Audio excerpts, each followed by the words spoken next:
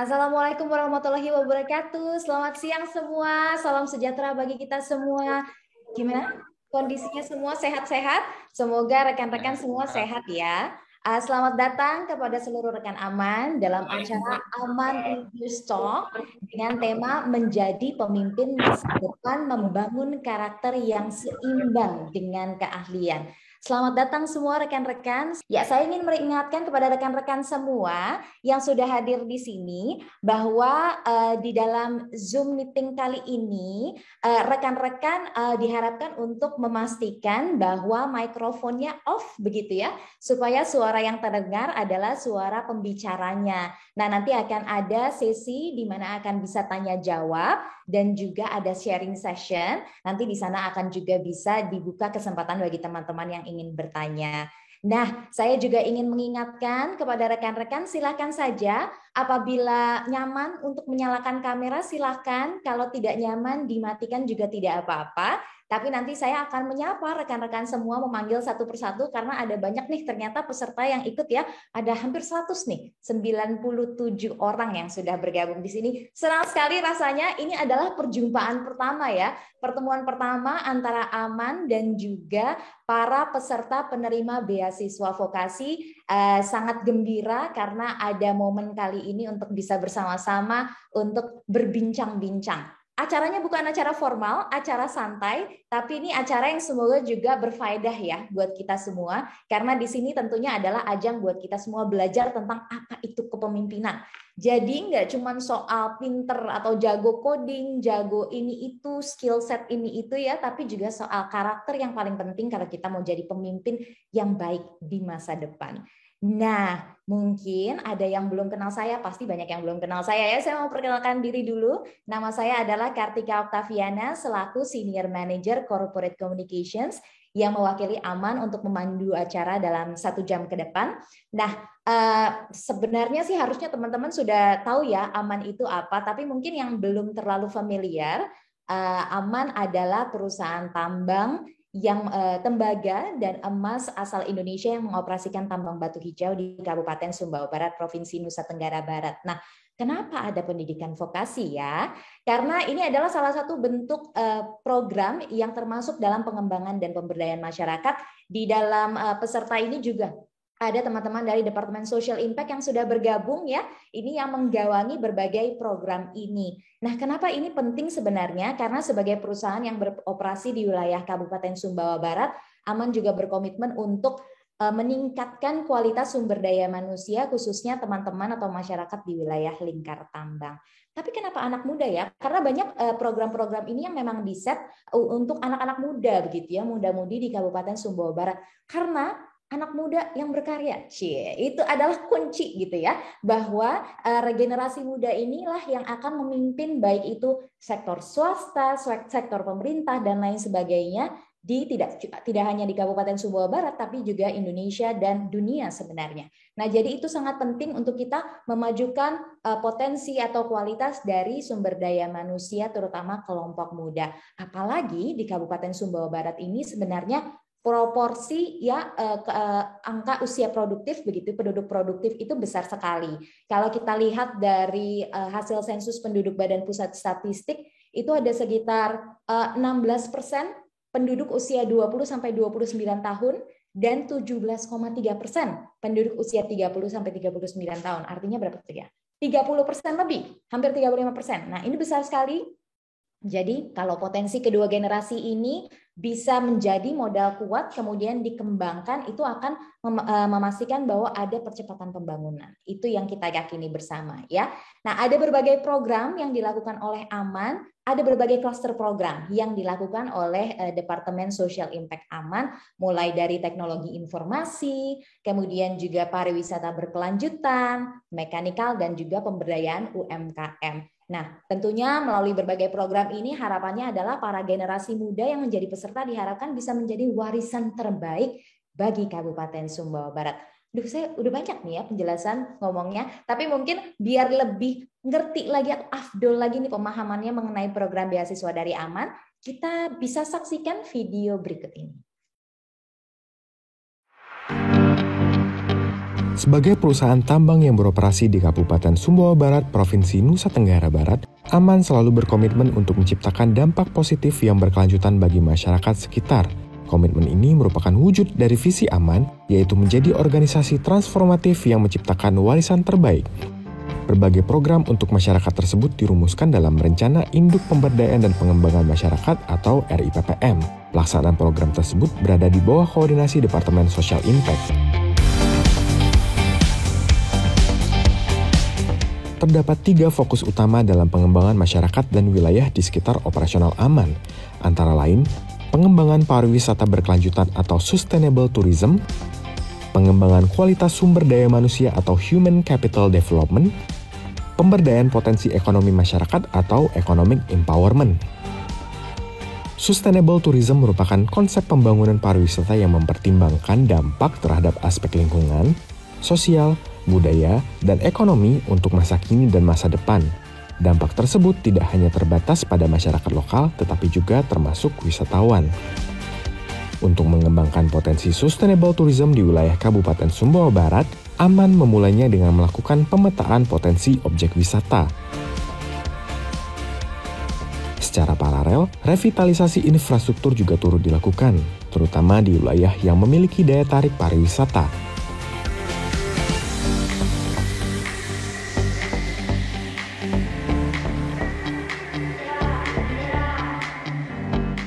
Aman juga melakukan edukasi mengenai pengelolaan sampah. Selain itu, berbagai pelatihan dan program beasiswa untuk meningkatkan kapasitas masyarakat lokal yang akan mengembangkan industri pariwisata juga dilakukan. Untuk meningkatkan pemahaman wisatawan mengenai potensi wisata olahraga air atau water sport di KSB, Aman juga bekerja sama dengan berbagai institusi untuk meningkatkan kapasitas wisata selancar atau surfing. Sumber daya manusia atau SDM yang berkualitas dan berdaya saing merupakan kunci kemandirian dan kesejahteraan masyarakat. Karenanya, Aman menerapkan berbagai program peningkatan keterampilan, magang, serta pemberian beasiswa pendidikan vokasi. Kedepannya, Aman akan terus melakukan berbagai inovasi program terkait dengan pengembangan sumber daya masyarakat di wilayah lingkar tambang.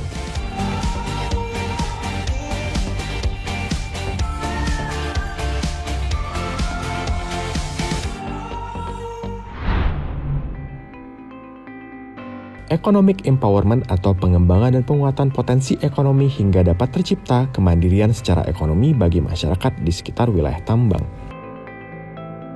Dalam memberdayakan potensi ekonomi masyarakat, Aman melakukan berbagai program peningkatan kapasitas individu, komunitas, dan UMKM atau usaha menengah kecil dan mikro. Pendampingan yang dilakukan adalah dalam hal manajemen usaha, pengelolaan produksi, strategi pemasaran, dan sebagainya. Hal ini dilakukan guna meningkatkan kapasitas sehingga dapat tercipta kemandirian ekonomi di sekitar wilayah tambang. Menciptakan warisan terbaik adalah visi yang selalu Aman pegang dalam setiap tindakan yang dilakukan. Oleh karena itu, kami percaya bahwa kolaborasi dan sinergi yang baik antar berbagai pemangku kepentingan harus selalu dilakukan guna memberikan manfaat positif bagi masyarakat di sekitar kita.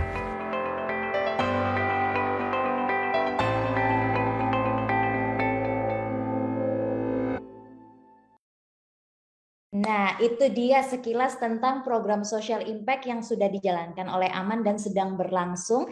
Nah, rekan-rekan adalah sebagian dari penerima manfaat program ini. Saya mau mengundang rekan-rekan semua untuk membuka kameranya karena saya mau sapa nih ya satu persatu. Termasuk juga rekan-rekan Aman, silakan lo buka kamera karena ini adalah momen di mana kita semua menyapa rekan-rekan yang menjadi penerima beasiswa. Jadi silahkan dibuka kameranya supaya kita bisa saling menyapa satu sama lain. Nggak perlu pusing, belum sisiran nggak apa-apa ya. Nggak masalah, belum bedakan juga nggak masalah ya, karena semua sudah indah pada dasarnya. Baik, waduh senang banget nih ngeliat senyum satu-satu gitu ya. Ada Pak Rahmat di situ udah muncul juga ya. Padahal ceritanya gestarnya mau dikenalin nanti, tapi nggak apa-apa ya, terlihat dulu. Nah, oke, nih saya udah melihat wajah-wajahnya yang cerah-cerah ya. Oh, luar biasa, ini generasi pemimpin di masa depan. Ada yang pemimpin di masa sekarang nggak apa-apa juga, udah lebih senior ya.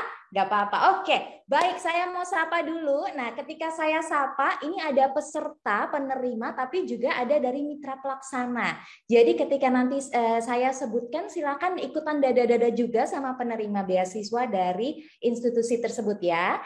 Yang pertama yang ingin saya sapa adalah penerima beasiswa dari Glins. Mana coba? Dada-dadanya mana? Woi. Hai, hai. Halo, halo. Oke, rame nih ya. Jangan kalah rame yang berikutnya. Baik, saya mau sapa penerima beasiswa Hacktivate. Hai. Mana nih? Gak ada suaranya. Mana suaranya? Oke, saya udah ngelihat dada-dadanya. Mungkin pemalu ya, nggak apa-apa. Baik, berikutnya adalah penerima beasiswa algoritma. Halo. Nah, saya sudah lihat juga. Dada-dada. Hai, oke. Berikutnya adalah penerima beasiswa Impact Bytes, Skillful. Hai. Oke, baik. Mantap. Terima kasih ya teman-teman. Masih ada lagi penerima beasiswa Generation Girls. Girls berarti ini harusnya ya. Oh, tapi ada yang dada-dada, ada yang bukan girls ya. Mungkin nggak apa-apa. Baik. Berikutnya penerima beasiswa Jarum Foundation, SMK Raden Umar Said. Oh ya, sudah bergabung SMK Rustudes ya. Saya sudah lihat. Halo. Baik, berikutnya ada penerima beasiswa Bali Wise. Apakah ada? Wey, hai.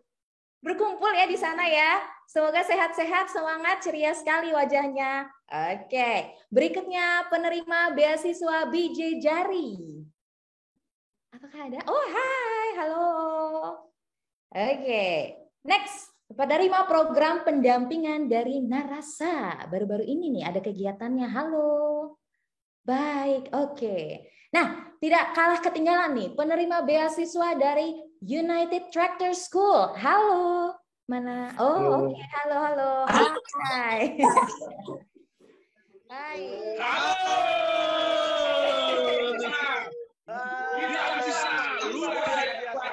Bisa luar biasa. Ramai banget udah nyiapin yel-yel nih. Siap, semangat, semangat. Siap, semangat, tetap semangat. Saya jadi ikutan semangat di sini ya. Baik, terima kasih. Siap teman-teman. Nah, dan para mitra tentunya yang sudah bergabung di sini, kami apresiasi sekali untuk waktunya ya.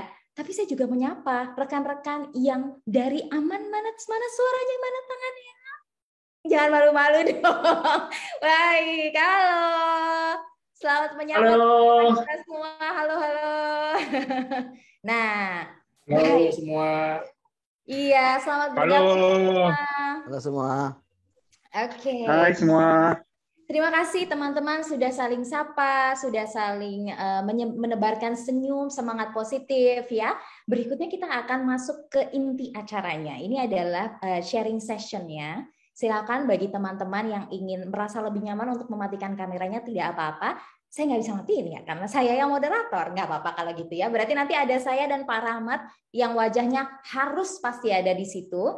Nah, terima kasih sudah hadir. Dalam acara ini saya ingin memperkenalkan pemimpin kita ya, karena ini kan nama acaranya Leaders Talk, jadi harus ada leadernya. Nah, ini adalah Presiden Direktur dari PT Aman Mineral Nusa Tenggara, Bapak Rahmat Makassau yang sudah bergabung dari kantor Jakarta. Sebenarnya cuma beda berapa ruangan sih sama saya, cuman karena biar kita leluasa ya ngomongnya nggak pakai masker, jadi kita di ruangan yang terpisah begitu ya. Nah, nanti akan ngobrol-ngobrol sama Pak Rahmat. Pak Rahmat adalah generasi muda juga atau pernah muda ya Pak. Nah, jadi mungkin Pak Rahmat bisa berbagi nih ilmunya ke kita-kita semua ya. Karena Pak Rahmat ini sudah berkarir cukup lama di Batu Hijau, mulai dari yang junior sampai mendapatkan posisi yang setinggi ini ya, di puncak ini begitu. Pasti ada berbagai hal yang bisa dibagi ke kita. Apa sih sebenarnya kuncinya begitu ya, perjalanannya, pahit manisnya seperti apa, dan bagaimana karakter kita itu bisa membantu kita untuk menjadi pemimpin yang baik. Seperti apa? Nah, saya pengen sapa dulu Pak Rahmat. Hai Pak Rahmat, halo. Di manakah? Apakah sudah? Halo. Hai Pak Rahmat, oke. Nah, iya. Bapak. Halo Pak. Halo Pak Rahmat. Selamat siang Pak Rahmat. Terima kasih beasiswanya ya Pak. Hijau BDT Pak. Terima kasih Aman Mineral. Ya, selamat siang semua. Aduh, luar Kami dari biasa. Green Academy, Pak. Oh iya. Waduh, mantap sekali nih. Senang sekali melihat semangatnya ya. Nah, Pak Rahmat, ini luar biasa di sela-sela waktu kesibukan Bapak. Kita culik sebentar nih, kita ambil sebentar waktunya 1 jam untuk Bapak cerita ke kita sebenarnya. Apa sih kuncinya Pak buat jadi pemimpin? Karena kan kita semua nih generasi-generasi muda yang baru masuk angkatan kerja dan juga mengeksplorasi dunia industri itu seperti apa. Nah, kita pengen tahu sebenarnya tuh ini kan temanya menjadi pemimpin ya, untuk mempersiapkan diri kita di masa depan itu menjadi pemimpin seperti apa. Nah, silakan Pak Rahmat, the floor is yours, silakan berbagi Pak. Thank you Mbak Vina, Bu Vina. Baik, Assalamualaikum warahmatullahi wabarakatuh. Waalaikumsalam warahmatullahi wabarakatuh. Sehat ya semuanya. Ini saya pikir topik hari ini, saya langsung sajalah karena waktunya juga mungkin yang lain juga pada punya kesibukan. Tapi kemarin pas Ibu Vina minta saya untuk ikut acara ini, saya berpikir kemarin topik apa yang paling sesuai untuk teman-teman, rekan, Bapak Ibu sekalian ya pada siang hari ini. Kemudian saya jadi ingat dulu pada saat saya mulai mau bekerja, itu ada beberapa hal-hal yang sebenarnya saya perlukan, tapi tidak ada yang mengingatkan. Jadi saya pikir untuk kali ini, kenapa saya mengambil topik pentingnya mengetahui dan mempersiapkan diri, karena menurut saya ini adalah faktor yang paling penting sebenarnya di masa-masa kita memasuki dunia kerja, apalagi kalau kita masih sebelumnya dari dunia sekolah atau kuliah ataupun memasuki dunia yang baru. Dan kebetulan yang tadi saya bilang waktu itu tidak ada yang mengingatkan. Jadi hari ini saya akan coba memberikan beberapa tips mungkin atau mengingatkan ke rekan sekalian apa yang penting yang perlu dipahami sebenarnya pada saat kita mulai menjalankan atau memasuki karir kita dimanapun kita masuk. Jadi baik sebagai karyawan ataupun yang mungkin memilih untuk menjadi pengusaha, karena saat ini kan sebenarnya untuk menjadi pengusaha atau swasta mulai dari kecil-kecil itu peluang juga sudah sangat banyak ya. Oke, jadi itu yang topik yang akan saya ambil pada hari ini. Apa yang dibutuhkan untuk menjadi pemimpin saat ini? Tadi Ibu Vina udah bilang juga, dan pemimpin di masa depan. Sebenarnya harus kita sadari dulu, kita mengerti dulu bahwa kata pemimpin itu bukan berarti kita memimpin punya bawahan. Pemimpin dalam hal ini yang dimaksud adalah memimpin, dan memimpin itu dimulai dari memimpin diri sendiri. Itu sangat penting, memimpin diri sendiri itu paling penting, karena dari situlah sebenarnya kita memulai awal atau melatih diri kita, karena kedepannya banyak sekali hal-hal yang sebenarnya bisa dipelajari dari kemampuan kita untuk melatih, mendisiplinkan, kemudian ya mengetahui tentang diri kita, dan karena kedepannya kita akan berhadapan bukan hanya dengan diri kita saja, tapi dengan orang lain. Tapi sangat penting buat rekan sekalian yang sebenarnya untuk mengetahui dulu diri kita sendiri, kemampuan kita sendiri. Karena sebenarnya yang akan kita jalani di masa kita berkarir itu banyak sekali kita harus mengatur ekspektasi kita. Karena sebenarnya disitulah yang menjadi kalau saya lihat banyak orang yang gagal, banyak orang yang berhasil itu sebenarnya selain kemampuan teknis yang sangat penting, tapi kemampuan mereka untuk memanage diri mereka, memanage diri kita. Karena biasanya kalau kita gagal dalam mengatur dan mengetahui itu, yang terjadi itu orang akan gampang kecewa. Kemudian kalau kita melamar kerja yang satu diterima, yang satu tidak diterima, kita di situ saja kita sudah mulai kecewa, kenapa yang dia diterima saya nggak diterima, di sekolah dia lebih bagus, saya lebih pintar dari dia. Hal-hal itu akan muncul. Sama dengan di pekerjaan, nanti hal yang seperti itu akan muncul. Saya lebih bagus bekerja, saya lebih capek bekerja, kenapa dia lebih diperhatikan oleh atasan. Nah, hal-hal seperti ini sangat penting dan balik lagi mulai di-manage dari diri kita sendiri. Oke. Nah, ini gambar yang beberapa kali saya pakai kalau saya ngobrol dengan teman-teman ataupun diminta untuk memberikan bekal kepada teman-teman di university. Kebetulan beberapa kali saya diminta untuk memberikan bekal.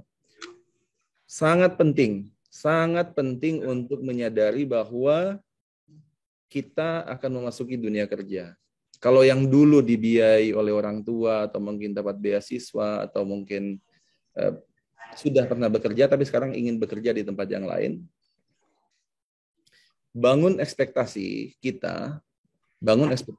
Ini bukan berarti kita harus pesimis, tidak, tapi bangun ekspektasi kita bahwa dunia yang akan saya masuki, dunia yang akan saya lewati itu akan berbeda, tidak semudah yang dulu lagi. Kalau dulu kita ada masalah, bisa ngomong ke orang tua atau bisa ngomong ke yang ngasih beasiswa, mungkin yang beruntung, tapi ada juga, kita tahu juga banyak juga yang tidak beruntung. Tapi yang beruntung kan akan selalu balik ke siapapun yang sponsor dia, orang tua atau perusahaan jika ada masalah.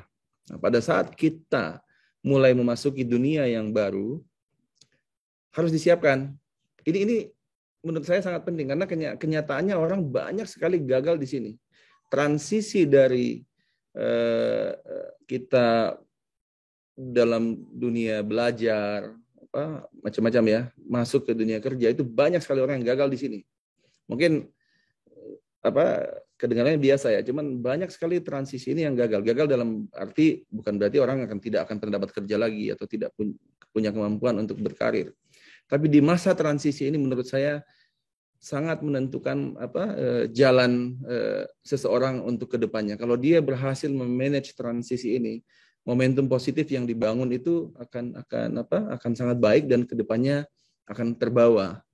Nah, sebaliknya, kalau seseorang gagal dalam membangun transisi dari sebelumnya belajar dan tiba-tiba sekarang masuk ke dunia kerja, kalau dia gagal di situ, dia akan susah untuk membangun itu kembali.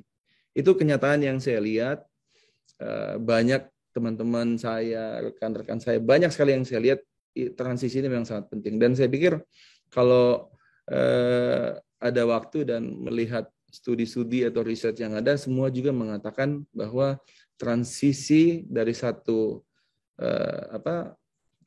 dari dunia sekolah, dunia belajar ke dunia kerja itu sangat penting. Kedepannya transisi dari satu pekerjaan ke pekerjaan yang lain pun ini akan berlaku juga. Karena contohnya kalau pindah dari satu perusahaan ke perusahaan yang lain, atau pindah dari seorang karyawan menjadi seorang wira swasta. Ini benar-benar harus di-manage. Kalau kita gagal memanage itu, ekspektasi kita ketinggian, ekspektasi kita tidak sesuai dengan fakta dan kenyataan, akan sangat susah dan berdampak kepada kita. Kalau kita tidak berhasil memanage ya. Tapi kalau kita sudah tahu, kita sudah antisipasi bahwa saya akan masuk ke melamar pekerjaan. Contoh paling kecil, melamar pekerjaan. Itu ada ekspektasi bahwa mudah-mudahan saya akan dapat di pekerjaan. Saya akan berusaha segala macam untuk mendapatkan. Tapi di sisi lain, kita juga harus fair bahwa mungkin di sana yang diterima hanya sedikit. Jadi saya harus siap-siap juga untuk mencari peluang kerja di tempat lain. Harus kita atur, kita manage ekspektasi itu. Karena kalau berlebihan, kita yakin sekali kita dapat, taunya kita nggak dapat, yang ada kecewa, marah, kemudian mungkin kita komplain, kenapa saya nggak diterima di sana, padahal kita tahu sendiri, urusan tidak terima pekerjaan, itu kan haknya mereka yang memberi pekerjaan. Jadi harus kita manage.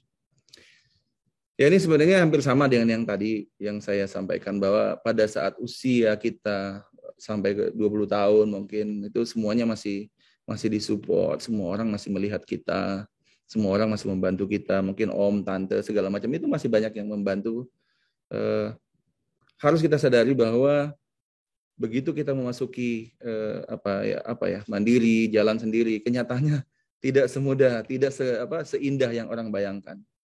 Tidak semudah yang kita bayangkan. Kalau kita bilang, kita biasanya kan melihat orang yang berhasil yang ada di sekeliling kita. Kita ingin jadi dia. Kemudian kita melihat langkah-langkah dia. Kita hanya melihat luarnya itu. Kita nggak melihat dalamnya. Begitu kita memasuki dan kita ngejar juga ingin jadi dia, kita tanpa melihat apa yang sebenarnya orang itu lewati dan dia menyiapkan dirinya, kita bisa gagal. Jadi bangun ekspektasi itu. Kenapa penting sekali? Karena dengan kita membangun itu, bahwa di luar sana tidak seindah yang kita bayangkan, kemudian kita akan bersaing dengan orang yang lebih banyak lagi, kemudian saya sudah punya kemampuan teknis, tapi itu tidak cukup, saya punya hal-hal lain yang perlu saya kembangkan, semua harus dibangun. Jadi kita jadi bisa lebih siap, kita bisa lebih positif menghadapinya, karena kalau kita tidak membangun ekspektasi itu akan sangat-sangat berat nantinya. Terus. Nah, ini hal yang umum nih. Ini hal yang umum pada saat kita mulai memasuki dunia kerja. Pada saat kita, dan saya juga ngerasain itu. Dulu saya awalnya seorang programmer komputer. Dan di zaman-zaman itu saya tahu tidak banyak orang yang jago programming database segala macam. Saya buat program, saya jual program ke sana kemari. Awal-awalnya oke, lama-lama kok susah gitu. Nah, hal yang sama. Jadi kita itu anak muda itu biasanya kayak gitu. Jadi pada saat kita masuk nih, contohnya kita diterima di satu tempat. Itu pada saat kita masuk, kita membawa satu skill yang kita yakin sekali. Kita selalu bilang kan, saya ini bisa kerjain. Saya mengerti hal-hal yang seperti ini gitu kan. Saya lebih muda dari yang lain, ini yang lain sudah banyak yang mau pensiun contohnya. Kemudian teman kerja saya taunya teori-teori lama, saya kan lebih baru, saya sudah tahu ini hal apa ya. Contoh yang paling simpel, sekarang kalau kita mau bongkar mesin truk, caranya seperti ini, nggak kayak begitu lagi. Dulu orang susah pakai chain block, pakai segala macam, sekarang sudah ada lifting listrik segala macam. Hal seperti itu biasanya itu muncul, dan kadang-kadang karena kita hanya berpatokan pada kemampuan teknis, ini tadi yang saya sampaikan, kita lupa gitu bahwa ada hal lain sebenarnya yang jauh lebih penting dari kemampuan teknis yang kita harus manage. Terus sama ya kan, jadi saking semangatnya kita kerja, kita hanya memikirkan pekerjaan, ya namanya juga kita masih baru, kemudian kita malah kadang-kadang tidak respect dengan rekan kerja yang lebih lama. Contoh yang paling simpel, ada kerjaan yang harusnya dikerjain 2 orang, tapi saking semangatnya kita kerjakan sampai selesai, secepat-cepatnya selesai. Belum tentu orang lain senang kalau itu kita lakukan, karena dia memang dari awal maunya, ayo dong kita harusnya kerja bersama, berdua, kenapa kamu selesaikan? Nah, hal-hal kecil kayak ini susah untuk diomongkan sekarang, tapi sambil berjalannya waktu itu akan ketemu sendiri, akan kita lihat bahwa kita harus tahu bagaimana caranya bekerja tanpa menyakiti rekan kerja, tanpa menyinggung perasaan orang lain. Contohnya ya mungkin kita diberi kelebihan, kita lebih pandai komputer dibanding rekan yang sudah senior, yang mungkin kurang pandai urusan itu, terus kita malah tidak mengajak dia terlibat dalam proses pekerjaan yang melibatkan sistem yang baru. Itu hal-hal yang kecil seperti itu akan sangat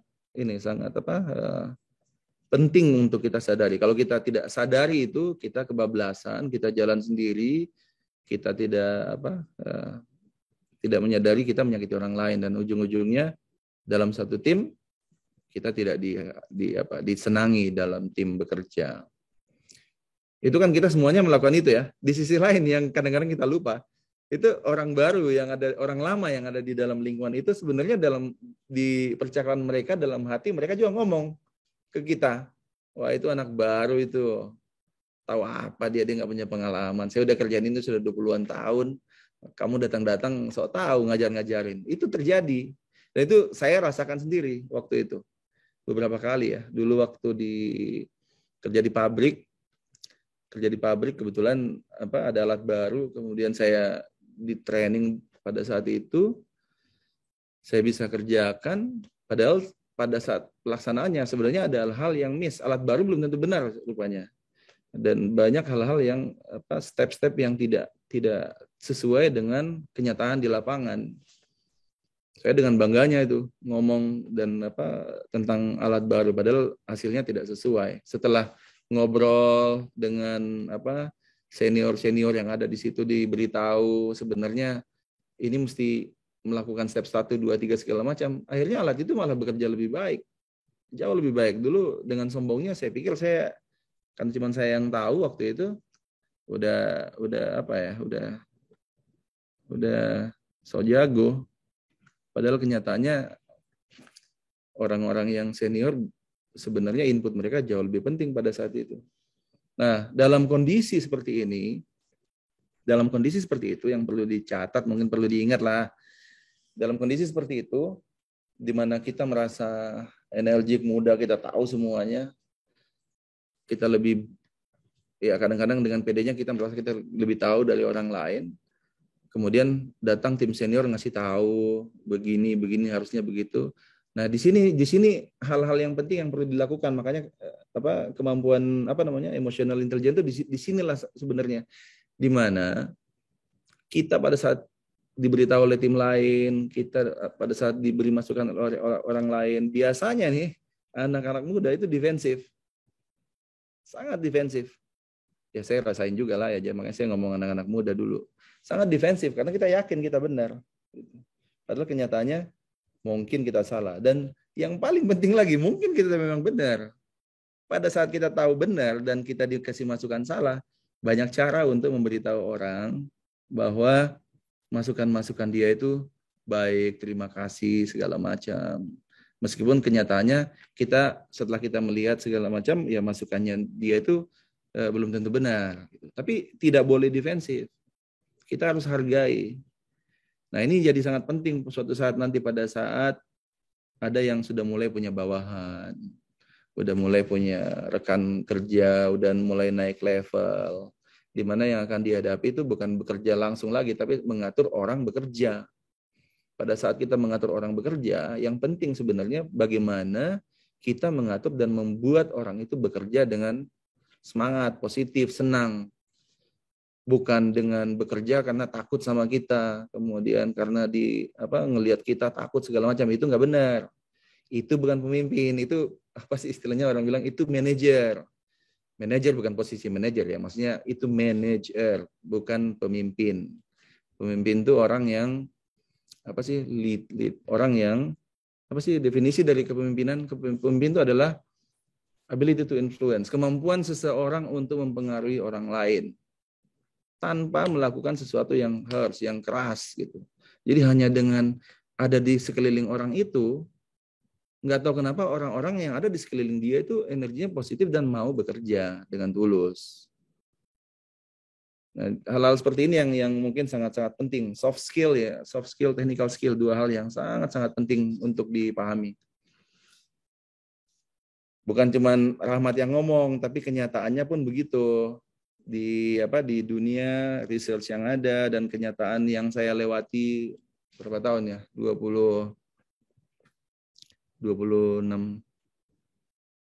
tahun berkarir, kemudian termasuk sekolah dan lain-lain. Sebenarnya itu juga bagian dari belajar kan, kepemimpinan.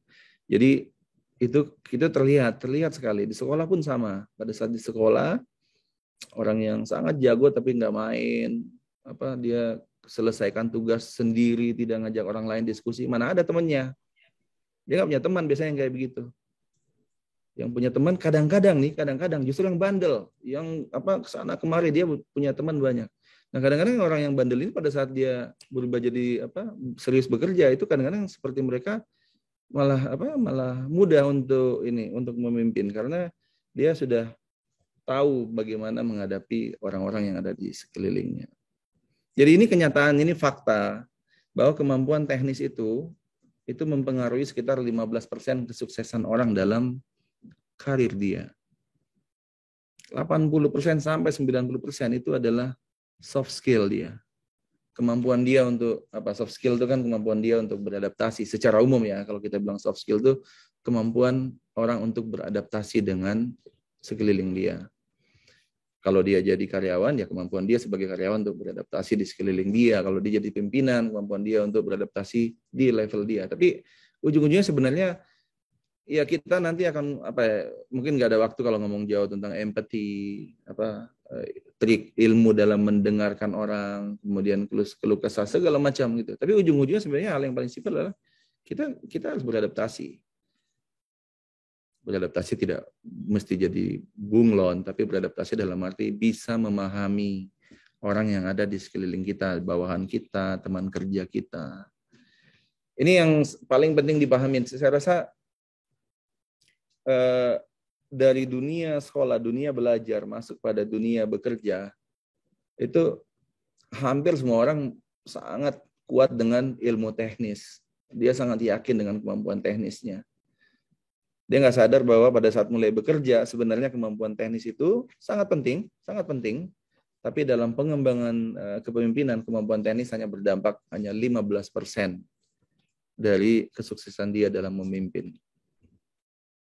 Tapi itu penting, karena itu adalah entry point di mana kita bisa masuk, kita bisa menyelesaikan pekerjaan, kita bisa mengerti dengan objek pekerjaan segala macam. Jadi penting, sangat penting ya.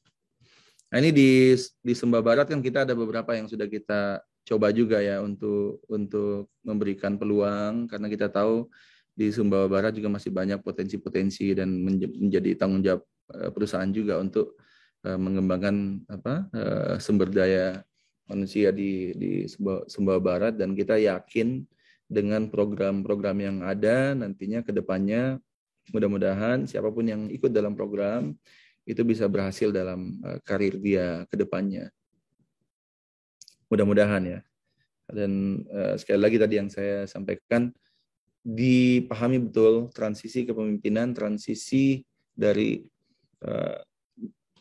masa belajar memasuki dunia bekerja, karena disitulah merupakan hal yang penting dalam perjalanan karir seseorang. Oke. Ya ini mungkin komponen karakter yang perlu dipahami. Tapi sekali lagi, kalau kita ngomong soft skill itu sangat banyak. Di sini kan hanya kita lihat mengenai kesadaran diri, pengendalian diri, motivasi, empati, keahlian sosial segala macam. Tapi sekali lagi buat saya yang paling penting adalah sadari diri kita.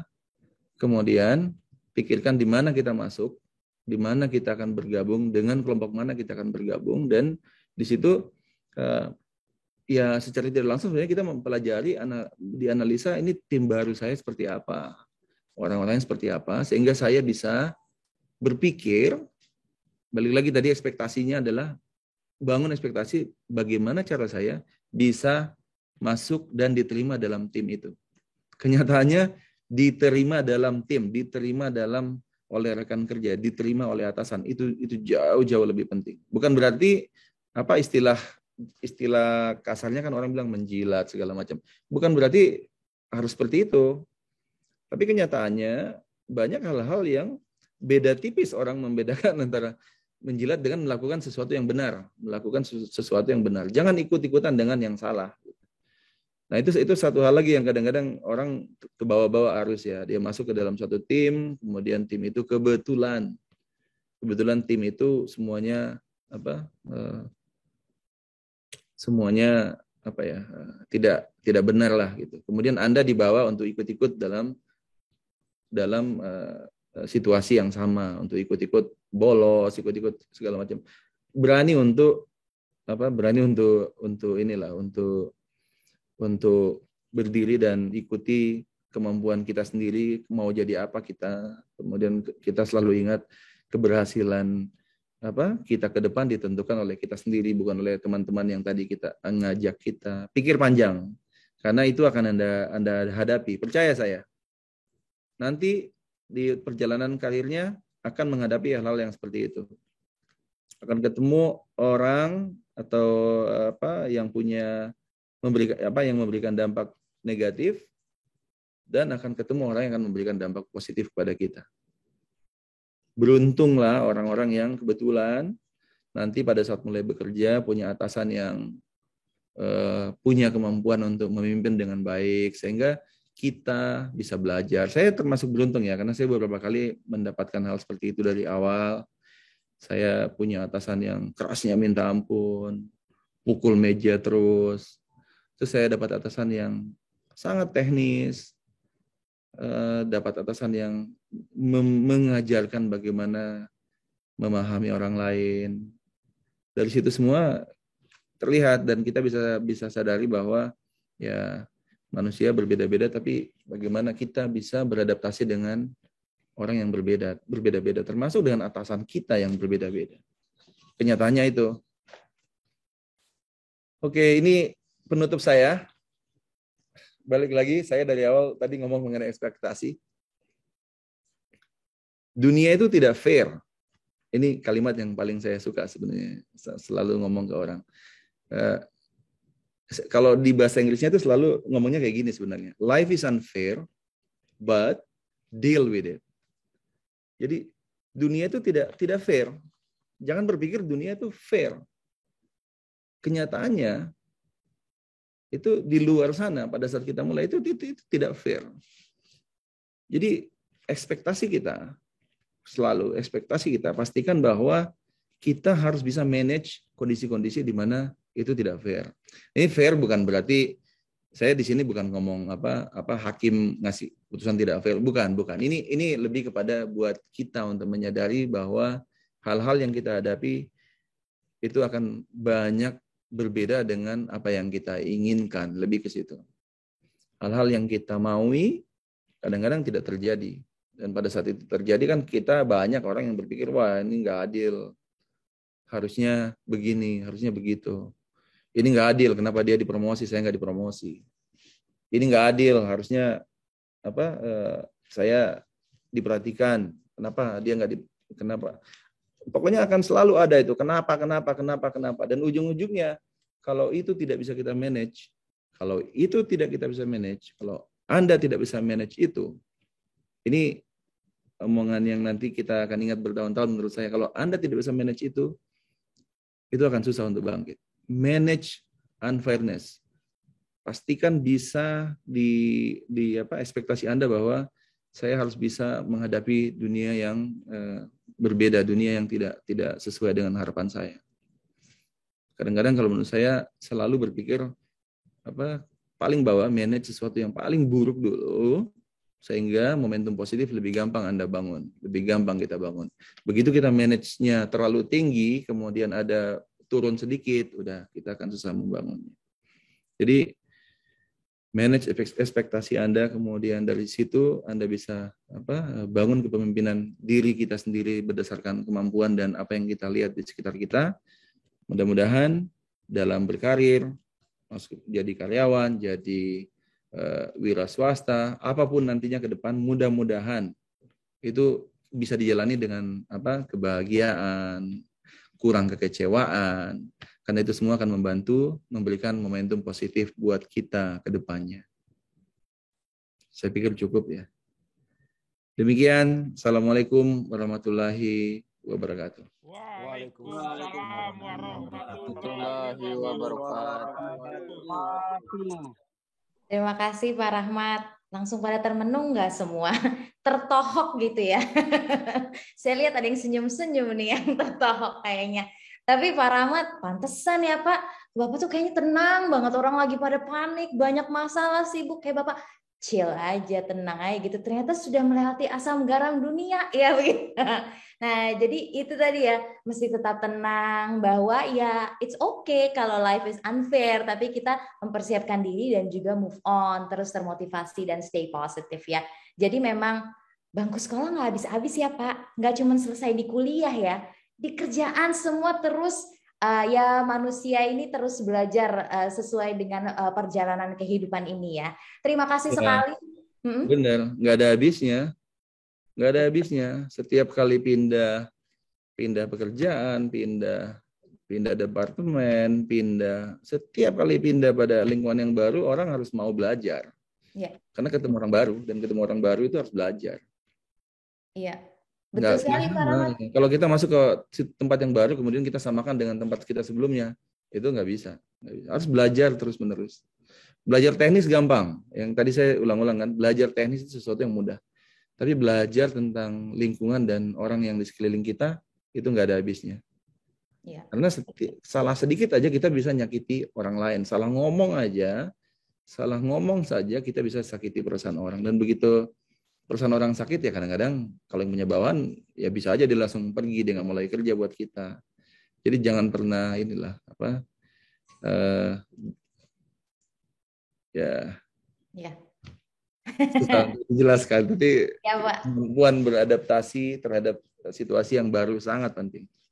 Terima kasih loh Pak Rahmat menjadi guru saya juga. Jadi saya tipe yang mungkin lumayan reaksinya tuh lebih jumpy gitu ya. Tapi ketika saya ngeliat Pak Rahmat, oh dia tenang aja, saya belajar gimana biar lebih tenang gitu ya. Nah, mungkin juga rekan-rekan punya sosok yang bisa menjadi panutan juga untuk belajar. Pasti setiap orang di sekitar kita juga bisa menjadi guru untuk kita dalam berbagai hal apapun itu. Nah, tentunya kita juga ingin mendengar nih ya cerita dari rekan-rekan yang sudah mengikuti program atau sedang menjalani program. Apakah dengan program ini juga mengalami proses pembelajaran yang kurang lebih serupa, baik itu teknis tapi juga pembentukan karakter. Nah, saya pengen dengar cerita nih dari rekan-rekan, tapi karena waktunya terbatas, kita sudah mengumpulkan 2 orang yang bisa bercerita di forum kali ini. Saya ingin menyapa dulu. Yang pertama adalah Mbak Sumiati, penerima beasiswa pariwisata BJ Jari. Selamat sore, Mbak Sumiati.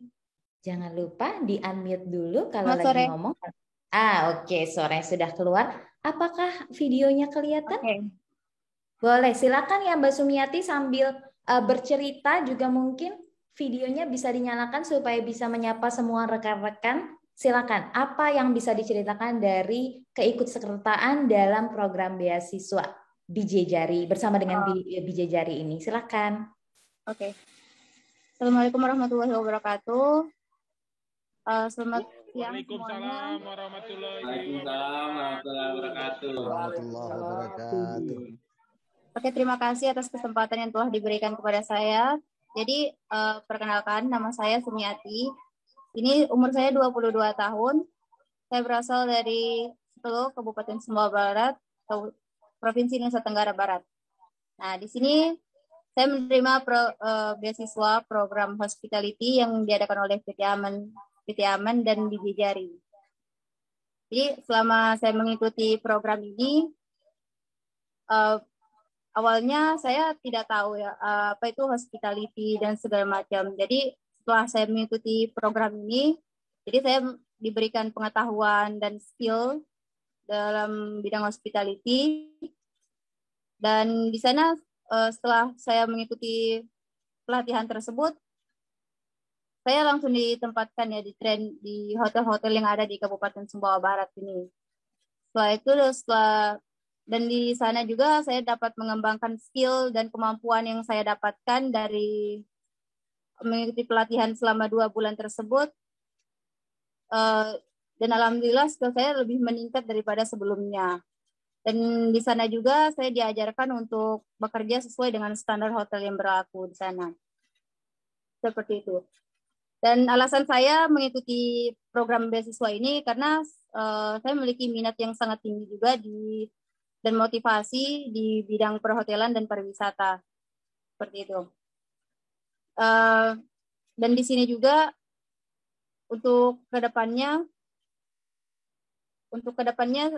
apa namanya itu, semoga program-program serupa seperti ini dapat terus dikembangkan oleh PT Aman sehingga untuk membantu pemuda-pemudi yang berada di Kabupaten Sumbawa Barat. Karena yang seperti saya lihat sebelumnya, potensi alam yang ada di Kabupaten Sumbawa Barat ini sangat luar biasa. Apalagi di sekitaran pantai dan segala macam, dan semuanya sudah dibangun banyak hotel, itu dapat menarik minat dari wisatawan asing untuk dapat berkunjung ke Kabupaten Sumbawa Barat gitu. Jadi dan mengapa kesempatan ini sangat penting sekali? Yang pertama, karena untuk membantu dari segi perekonomian dan mengurangi juga angka pengangguran yang ada di Kabupaten Sumbawa Barat. Seperti itu. Baik, terima kasih Mbak Sumiati ceritanya. Oh, ternyata awalnya nggak tahu itu hospitality apa ya, sekarang jadi tahu dan semoga juga makin terbuka ya kesempatannya. Udah kalau di BJ Jari itu ada pelatihan bersama BJ Jari itu ada juga pelatihan-pelatihan kayak soft skill seperti yang tadi Pak Rama ceritakan? Ya seperti itu. Ada ya. Ya seperti itu. Soft skill kayak ya, oke, baik. Enggak aku dengar. Baik. Nggak apa-apa. Mbak Sumiati, terima kasih atas ceritanya. Kita coba mendengarkan cerita satu lagi. Terima kasih ya. Ada Mbak Dewi Anggraini. Nah, kalau ini bukan hospitality atau industri perhotelan, yang ini adalah beasiswa teknologi informasi dari Glints Academy. Silakan Mbak Dewi, ceritanya seperti apa?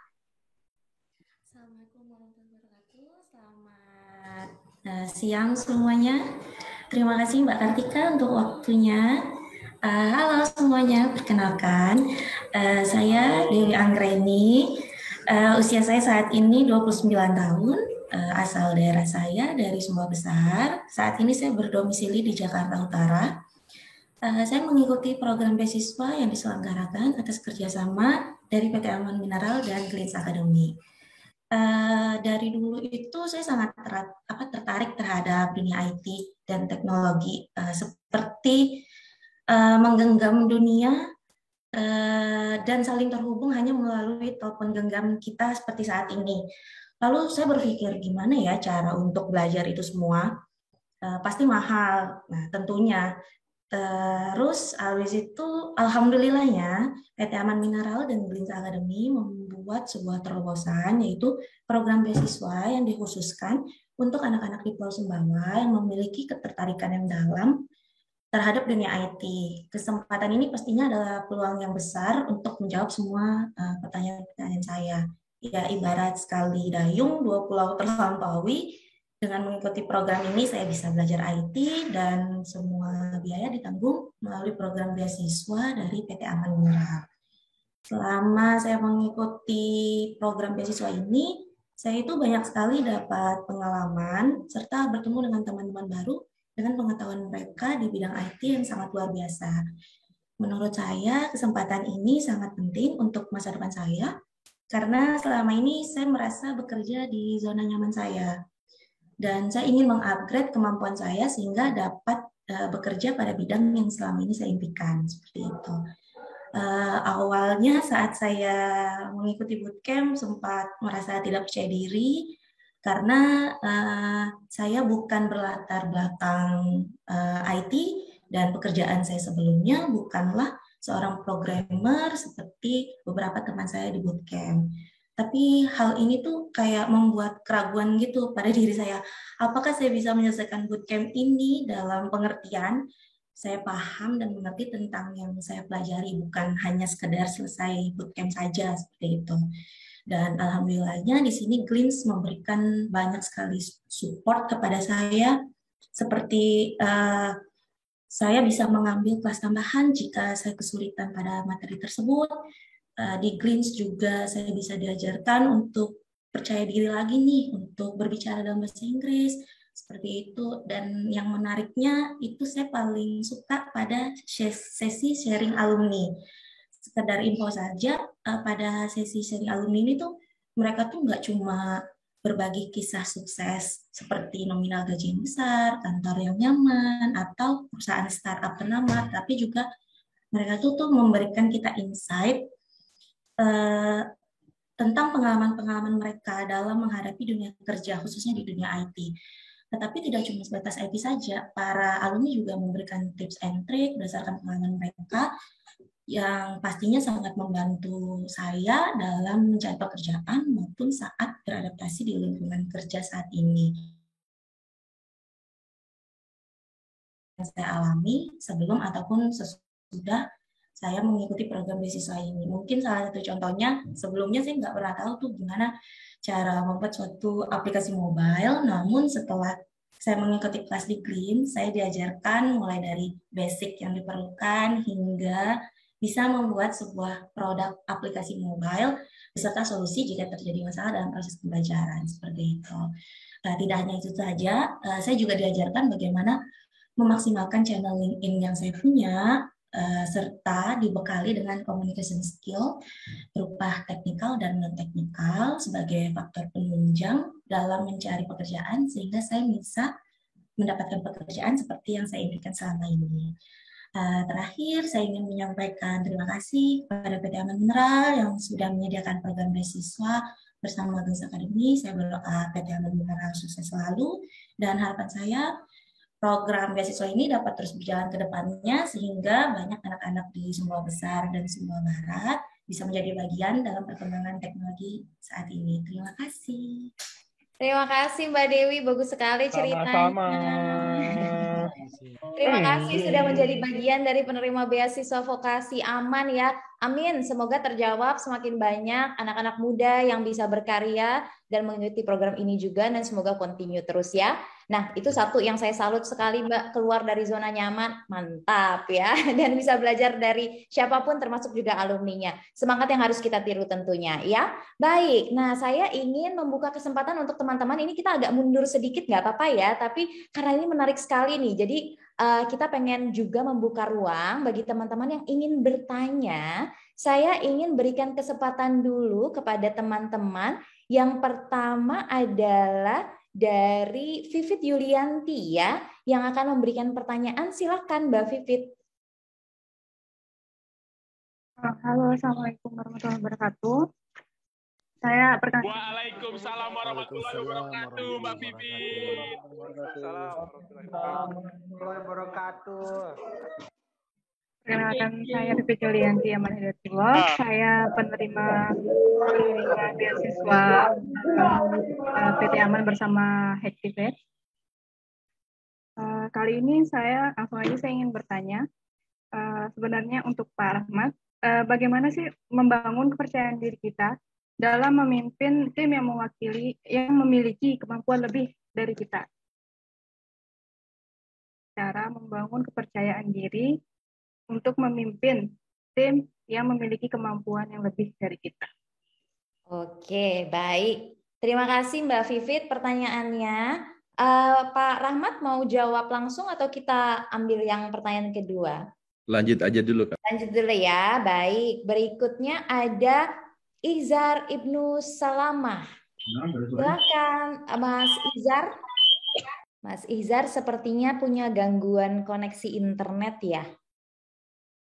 Coba dicek dulu apakah. Assalamualaikum warahmatullahi wabarakatuh. Waalaikumsalam. Saya mau nanya nih. Warahmatullahi wabarakatuh. Ya, sudah bisa didengar, suaranya agak kencang sedikit, Mas. Assalamualaikum warahmatullahi wabarakatuh. Waalaikumsalam warahmatullahi wabarakatuh. Sejahtera bagi kita semua. Shalom, Om Swastiastu. Jadi mau nanya nih Mbak ke Pak Rahmat ya. Oke. Jadi pertanyaannya, apa usul dari Pak Rahmat mungkinnya untuk kita putra daerah agar kita bisa bersaing dengan karyawan-karyawan yang datang dari luar daerah gitu Mbak. Karena pasti ada persaingan aja gitu kan begitu di dunia kerja, baik dalam artian secara operasional atau apapun itu, ya supaya kita lebih unggul sedikit lah. Mungkin ada usul dari Pak Rahmat gitu. Makasih Mbak. Wah, terima kasih sekali. Pertanyaannya bagus, makin besar. Baik, terima kasih teman-teman. Kita tampung dulu 2 pertanyaan ya. Kalau masih ada waktu nanti baru kita buka, tapi kita stop dulu di 2 pertanyaan. Silakan Pak Rahmat untuk dijawab. Rekan-rekan yang lain mohon perhatikan agar mikrofonnya di mute ya. Terima kasih. Silakan Pak Rahmat. Thank you, Vina. Tadi yang pertama kan kalau tidak salah bagaimana kita bisa mendapatkan kepercayaan diri jika kita memimpin dan orang yang kita pimpin itu punya kemampuan yang lebih dari kita. Iya kan? Itu pertanyaannya tadi ya. Betul. Well, yang paling pertama, jadi begitu kita mendapatkan tanggung jawab sebagai seorang pemimpin, artinya adalah kemampuan kepemimpinan Anda lebih baik dari orang yang Anda pimpin. Kepemimpinan, tanggung jawab sebagai pimpinan. Itu mungkin dasar dari semuanya. Yang bertanggung jawab terhadap tim itu adalah Anda. Jadi dari situ saja harusnya sudah punya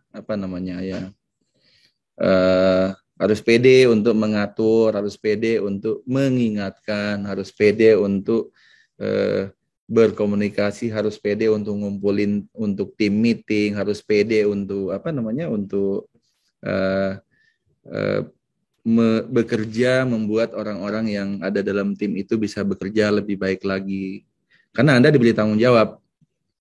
Nah, begitu orang selalu terpaku dan berpikir bahwa bawaan kita lebih jago di bidang itu dibandingkan kita, maka pada saat itu secara tidak langsung sebenarnya Anda masih menempatkan diri sebagai orang yang sejajar dengan dia.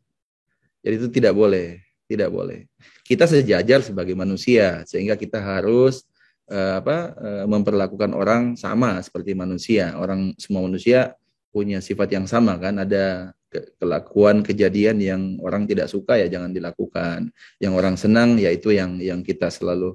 Tapi sebagai pimpinan, sebagai supervisor, mungkin pertanyaannya tadi sebagai manajer atau sebagai orang yang punya bawahan, tanggung jawab kesuksesan tim adalah tanggung jawab seorang pimpinan.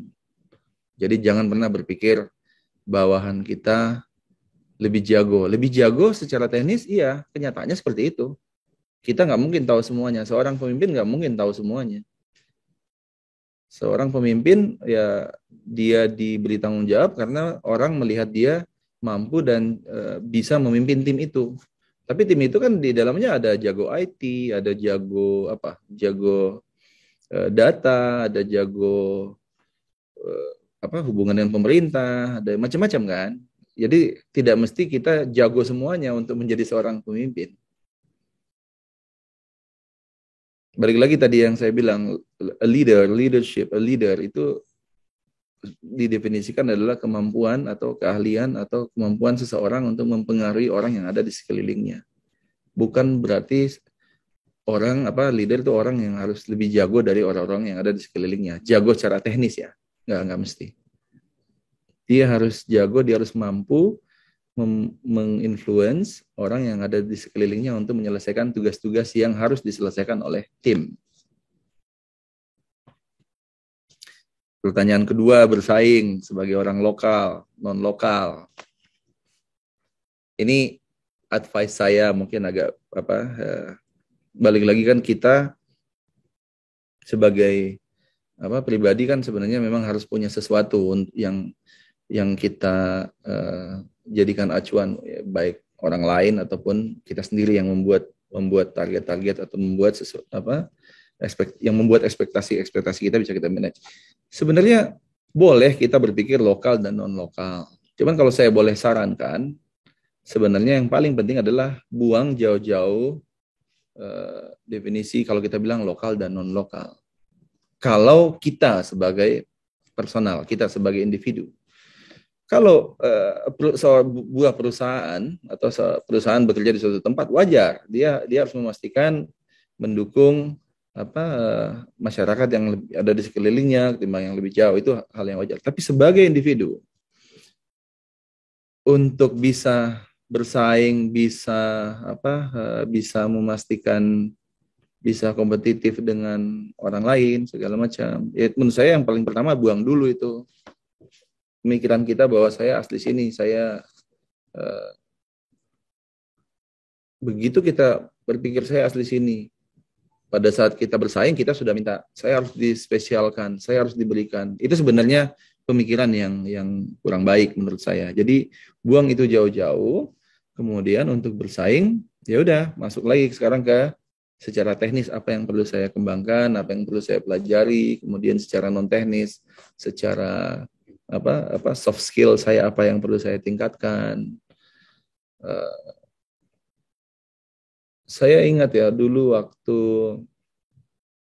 bekerja di perusahaan yang lain itu kebetulan waktu itu saya dipindah 2 atau 3 tim kemudian kita membangun tim yang baru.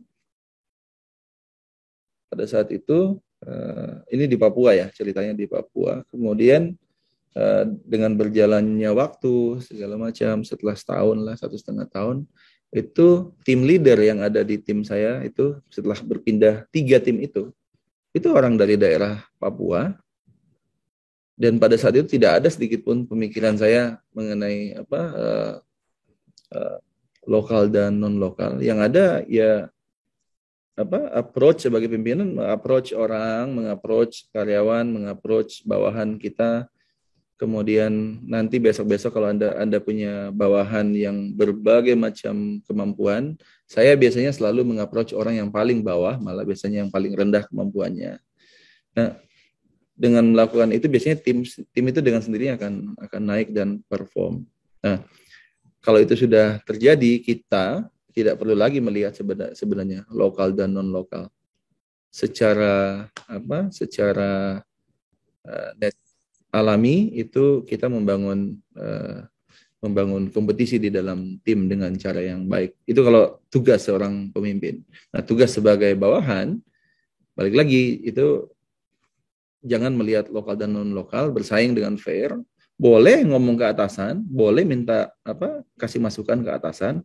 Kalau atasannya mungkin kurang perhatian ke kita, boleh ngomong yang fair tapi ya, ngomong yang baik. Saya perlu ini, atau kalau sudah lama atasan kita nggak pernah ngomong ke kita, ngomong ke atasannya, Bapak Ibu gitu kan. Setelah tidak perlu nunggu review 6 bulan atau 3 bulan kapanpun review, ngomong saya kurangnya apa ya, saya kira-kira apa yang perlu saya improve, saya perlu perbaiki. Jangan tunggu dimarahin, jangan tunggu dikasih peringatan, harus proaktif juga. Cuman dengan cara yang baik, dengan cara yang bisa diterima. Saya pikir begitu ya. Ya, Pak Rahmat, terima kasih sekali untuk jawabannya. Kuncinya adalah bahwa kemampuan kita tidak seharusnya dibatasi oleh label tertentu, begitu ya Pak. Baik kita asalnya dari mana atau label-label yang lain, identitas yang lain, tapi bahwa siapapun itu individu bisa berkarya, bisa tumbuh terus dan jadi lebih baik kalau kita terus menantang diri dan terus mau belajar dan membuka diri ya, menyerap artinya begitu. Baik, terima kasih Pak Rahmat untuk jawabannya. Terima kasih juga rekan-rekan tadi yang sudah memberikan pertanyaan, ada Mbak Vivit dan juga Mas Izar. Sangat penting bagi kita untuk mendengarkan juga pertanyaan-pertanyaan dari teman-teman yang sebenarnya sudah masuk ke kami banyak sekali pertanyaannya, tapi karena waktunya terbatas jadi harus kita batasi 2 pertanyaan saja. Tapi kalau teman-teman ada yang masih penasaran nih gitu ya, tentunya bisa menghubungi teman-teman dari Departemen Social Impact juga, dan semoga nanti kalau misalnya ada event-event lain seperti ini juga kita bisa berbagi kembali. Semoga Pak Rahmat mungkin ada waktu lagi ya untuk berbagi di kemudian hari juga buat kami-kami ini Pak, karena berguna sekali ini buat kita Pak. Nanti diculik lagi waktunya ya Pak. Oke, baik, terima kasih. Mohon maaf karena teman-teman tidak bisa kita tanggapi semua. Udah ada yang tunjuk tangan, tapi tidak bisa kita akomodasi semuanya. Nah, untuk teman-teman yang sudah memberikan pertanyaan, tadi ada hadiah souvenir ya, yang nanti akan diberikan oleh panitia. Terima kasih atas kehadirannya. Kita sudah sampai di penghujung acara di sore hari ini. Kalau di sini agak mendung ya, di sana bagaimana situasinya? Semoga tetap semangat juga dan juga bisa menggunakan semangat dan ilmu ini untuk menjadi sesuatu yang positif dan tidak berhenti di kita saja, tapi kita bagikan untuk orang-orang di sekitar kita. Karena semangat positif itu penting sekali untuk juga kita membangun diri sendiri dan orang-orang di sekitar kita. Terima kasih. Saya mau undur diri mewakili rekan-rekan Aman dan tentunya Pak Rahmat di sini ya. Undur diri dari hadapan teman-teman sekalian. Sebelum kita berpisah, yuk kita foto dulu. Nah, ayo kita buka kameranya. Nanti panitia nih mau foto nih ya, jadi dalam bentuk galeri. Ayo siap-siap, persembahkan senyum terbaikmu supaya bisa di-capture nih ya. Oke, saya ngomong terus nih. Mas Yosef silakan kalau misalnya sudah siap untuk diambil fotonya. Ini kayaknya ada 5 kali nih ya, karena ada banyak sekali nih galerinya. Silakan loh Mas Yosef atas instruksimu. Foto satu-satu teman-teman semua. Dari page pertama. 3, 2, 1. Oke, Mas Irfan. Untuk page kedua. 3, 2, 1. Kita foto semuanya. Mas Yudi Mariadi senyumnya lebar sekali. Thank you, Mas. Oke, sudah nyalakan semuanya. Page ketiga, Mas Irfan. Kita foto. 3, 2, 1. Oke. Page terakhir. Baik, terima kasih Mas Yusef sudah diabadikan tadi. Pak Rahmat, terima kasih untuk waktunya, ilmunya sangat bermanfaat buat kita semua. Thank you. Thank you ya Pak Rahmat. Oke, kalau gitu kita mau say goodbye juga ke teman-teman. Semoga ada event berikutnya dan semoga teman-teman bisa bergabung. Terima kasih semua. Selamat sore. Terima kasih.